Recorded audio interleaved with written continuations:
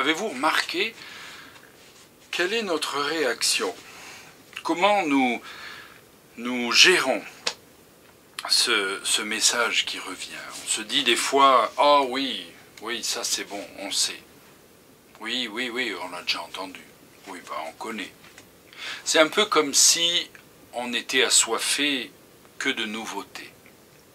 Et qu'on avait besoin de revenir au sensationnel, à quelque chose qui nous impressionne, quelque chose qui va un peu, oserais-je dire, nous distraire. Et je parle des messages aussi de la parole de Dieu, et en particulier de la parole de Dieu. Vous savez peut-être comme moi que la répétition est la mère de l'apprentissage. Il va falloir que des choses soient répétées. Vous avez peut-être élevé des enfants, vous qui regardez cette vidéo, et vous vous êtes aperçu que de dire les choses une fois n'est pas forcément d'une efficacité remarquable. Vous avez remarqué qu'il faudra les répéter plusieurs fois. Le fameux évangéliste John Wesley avait une maman qui était pieuse, une femme exceptionnelle, et un beau jour, les parents, donc monsieur et madame Wesley, parents, discutaient, et le père dit à son épouse, il lui dit, mais enfin, ça fait 20 fois que vous répétez la même chose à cet enfant. Mais quand allez-vous vous lasser? Et son épouse, la mère de John Wesley, a répondu, mais vous savez, si j'avais insisté que 19 fois, il ne l'aurait pas fait. Et c'est la 20e qu'il l'a fait. Donc, il fallait répéter.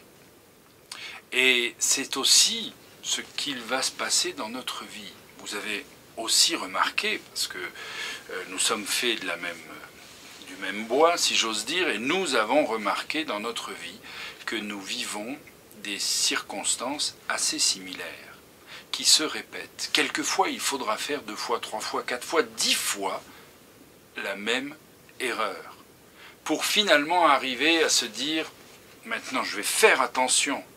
Je commence de voir arriver le moment de faiblesse, et je peux faire attention, et je peux y réagir.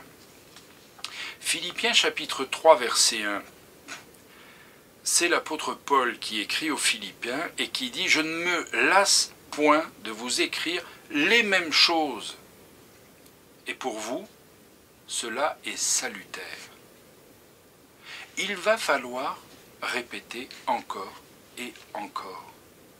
Peut-être nous disons-nous, ah oui, mais je sais, mais oui, mais bien sûr, c'est bon, tu peux arrêter, j'ai déjà entendu. Non, essayons encore une fois de le réentendre. Pourquoi?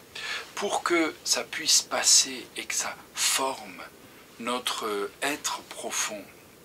Est-ce que la rivière a formé son lit en un passage, en une fois? Est-ce que la rivière a creusé le rocher en une fois?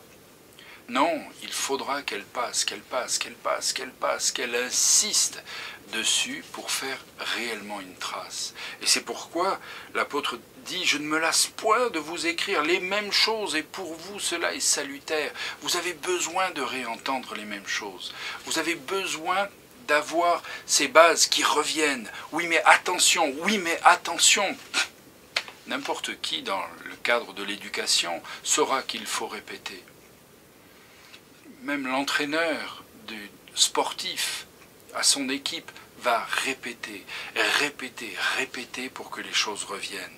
L'apôtre Pierre, lui, dit aux chrétiens de ranimer les provisions de Dieu en les ramenant à leur service. C'est pourquoi, donc je cite 2 Pierre 1, 12 et 13, c'est pourquoi je m'appliquerai à vous faire souvenir toujours de ces choses, quoique vous les connaissiez, et que vous soyez affermis dans la vérité présente. Mais j'estime qu'il est juste, tant que je suis dans cette tente, de vous réveiller en rappelant ces choses à votre mémoire.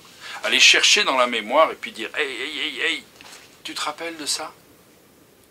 Est-ce que nous nous rappelons ces choses essentielles? Vous avez remarqué comme l'ennemi de nos vies et l'ennemi de Dieu, le diable, Satan, s'applique à l'amnésie, s'applique à ce que nous oublions. Nous avons vécu des choses extraordinaires avec Dieu, des réponses aux prières, des exaucements, et nous disons en nous-mêmes, alors là, j'oublierai pas. Alors là, j'ai vu Dieu agir, ça c'est formidable. Et puis, 3 mois, 3 semaines, 3 jours après, nouveau stress, nouvelle inquiétude, liée à la même circonstance, et je suis là et je me dis, mais cette fois, oh mais comment ça va se passer, comment on va s'en sortir? J'ai oublié que Dieu était Dieu. Mon âme bénit l'Éternel et n'oublie aucun de ses bienfaits. Et si j'oublie les bienfaits de Dieu, c'est parce que je ne me les suis pas rappelés suffisamment. Et c'est pourquoi j'ai besoin encore, et encore, et encore. Et la grâce vient, et je la reprends, et encore la grâce. Oui, mais est-ce que je peux... Au bout d'un moment, je ne mérite plus rien. Oui, mais je n'ai jamais mérité quoi que ce soit. Je n'ai jamais mérité. Donc la grâce peut revenir encore et encore. L'apôtre Pierre insiste dessus. Les pensées de Dieu ont besoin d'être intériorisées. J'ai une image particulière quand j'ai médité sur ce partage que je vous délivre. J'ai pensé à l'eau, quand on arrose une terre desséchée.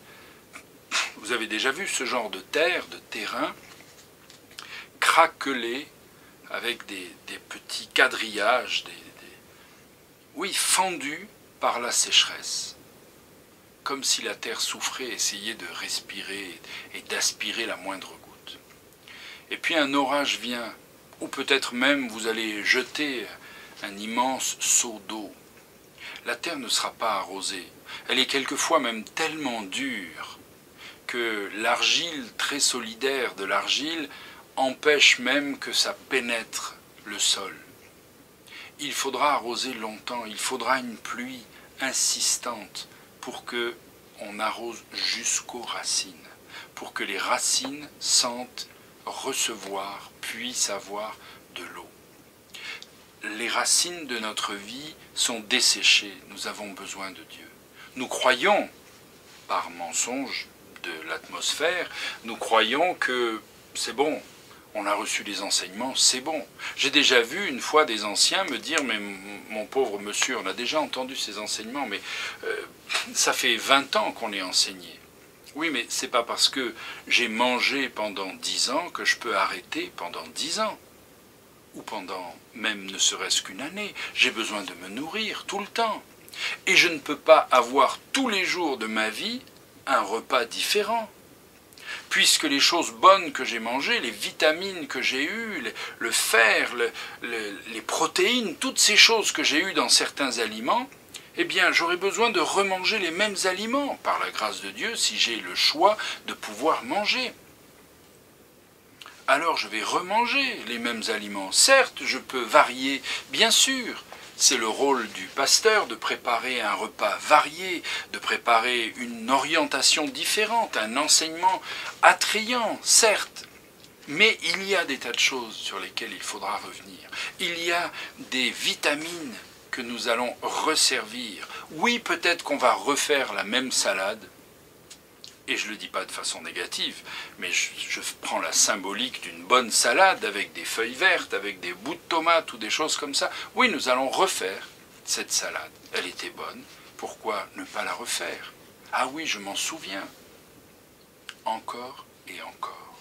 Nous avons besoin de revenir encore. Les priorités de Dieu encore. L'amour de Dieu encore. Le pardon de Dieu encore. L'intérêt que Dieu a pour nos vies, encore, notre destinée merveilleuse, encore, l'espérance de Christ en nous, l'espérance de la gloire, encore. Oui, car Dieu a tant aimé le monde qu'il a donné son Fils unique. Ah, Jean 3,16, tout le monde connaît, mais prenons-le, mâchons-le encore comme un bon fruit qui a du jus pour obtenir absolument tout de ce fruit. afin que nos racines soient nourries. Parce que nos racines, quand elles sont nourries par Dieu, par sa puissance, ces racines-là, elles vont nous permettre de vaincre les difficultés. Il y a des difficultés que je ne pourrais appréhender ou gérer ou traverser ou vaincre tout simplement que parce que j'aurais nourri encore et encore. Je me serais habitué à la solution de Dieu. Je me serais habitué à la provision divine. Et cette provision habituée ne vient plus me déstabiliser quand les problèmes arrivent. Je suis habitué à ce que mon Dieu vienne. Je suis habitué à entendre la voix de mon Dieu qui me dit « Ne crains point ». Je suis habitué à lire une des 8000 promesses de la parole de Dieu qui m'assure que mon Dieu pourvoira, que mon Dieu est fidèle et juste, que mon Dieu a une solution, que rien n'est impossible à mon Dieu, encore et encore, et encore et encore. J'ai des amis, je connais des gens qui mettent des petits bouts de papier avec des versets ou des messages ou des phrases importantes un peu partout. C'est une excellente chose, c'est formidable, à condition que ça fasse pas partie du décor. Et vous savez, le décor, des fois, on ne le voit plus. On ne voit plus ni les versets, ni les belles images qu'on a mis sur le mur, parce que ça a passé. Donc, encore, chers amis, encore, ne soyez pas étonnés que ça revienne. Laissez-moi vous lire Colossiens 3,16. Que la parole de Christ habite parmi vous abondamment. Instruisez-vous et exhortez-vous les uns les autres en toute sagesse, par des psaumes, par des hymnes, par des cantiques spirituels, chantant à Dieu dans vos cœurs sous l'inspiration de la grâce. Instruisez-vous, continuez, continuez, exhortez-vous les uns les autres en toute sagesse. Revenons sur des choses essentielles. Rappelons la bonté de Dieu. Rappelons la bonté de Dieu. Nous avons tendance à l'oublier. Et le encore et encore va atteindre nos racines. Et nos racines vont inonder et nourrir tout notre être qui va merveilleusement, brillamment traverser des situations que je n'aurais même jamais imaginé pouvoir traverser. À bientôt.